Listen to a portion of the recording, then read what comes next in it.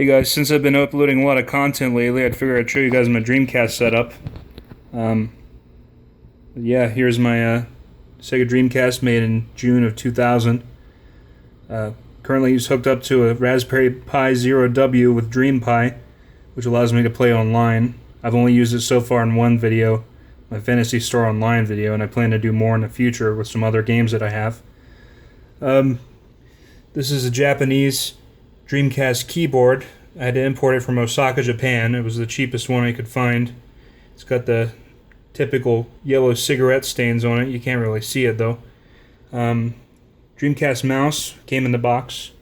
I used the box to store various screws and extra parts that I have when I'm working on my Dreamcast, keeping it up and running. Here's my standard controller with 2 VMUs in it.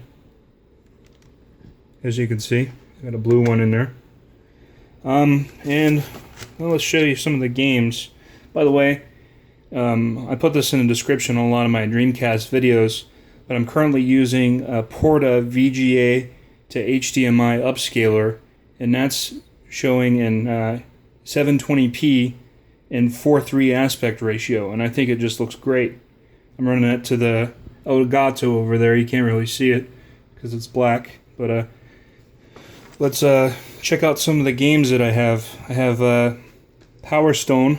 This is a Japanese import, very fun. I use a Codebreaker bootloader to get these import games running.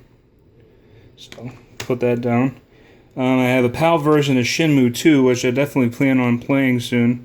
It wasn't cheap to come by, but I'm glad I have it in my collection. No Dreamcast collection is complete without both Shenmues, in my opinion.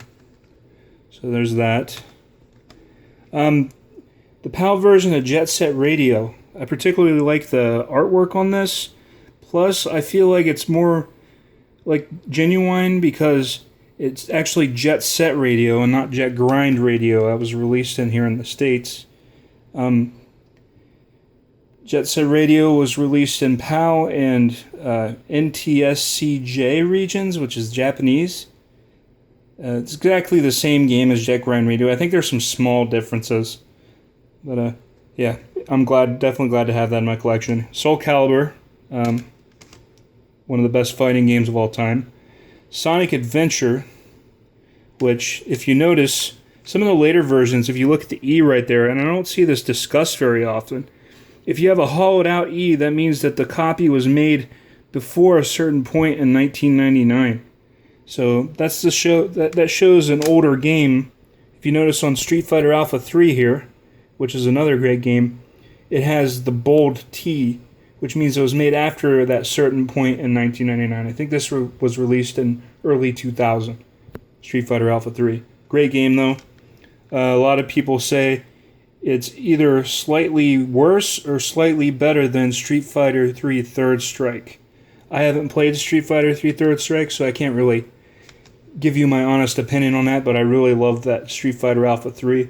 I'm not that great at it, but I want to get better at it. Resident Evil Code Veronica, fantastic survival horror game. Blue Stinger, which I've been doing very frustrating long plays with lately. I'm just getting my ass kicked at this game. But in honor of Shania Nishigaki, the developer of Blue Stinger and Albeit, I really want to complete that game and do it some justice. Crazy Taxi, classic arcade game. Quake 3 Arena, fantastic port. It goes head-to-head with the PC version, in my opinion, and it's fantastic to play with the mouse and keyboard. It also has online support. I've played a few games online. It's pretty laggy, and I've been working on improving my DreamPi connection. Unreal Tournament, which I believe is superior to Quake 3 Arena. Sorry.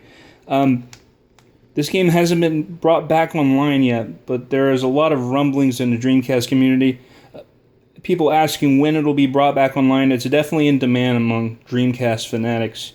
NFL 2K2, another game that I've played online with people. It's very fun. It holds up surprisingly well. It's just a great football game. It's kind of the pinnacle of the Dreamcast football games that were developed by, I forget who developed them, but Sega Sports. Fantasy Star Online version 2, another fantastic game that still has a very active community. Fun console MMO, the first console MMO. Grandia 2, one of my favorite RPGs of all time, stacks up with the next game, Skies of Arcadia. These two games are really the only old-school JRPG games you can find on the Dreamcast that aren't mediocre or bad. These are actually very good games and are highly regarded amongst JRPG fans. And I'd have to agree, I love them both. And then Shenmue, which I like to consider the Ocarina of Time of the Dreamcast. I played through it not too long ago and beat it, and I was very impressed, and I love the story. And I grew to really like the cheesy voice acting. I'm that type of person. I love cheesy voice acting, especially in games like Blue Stinger and Albeit. And combine that with Shenmue's great gameplay and story, and just so many things you can do in the game. It's a real winner. And I even like driving the forklift towards the end of the game.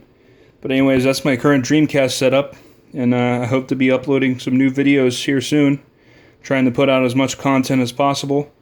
And please subscribe and like. Thank you very much.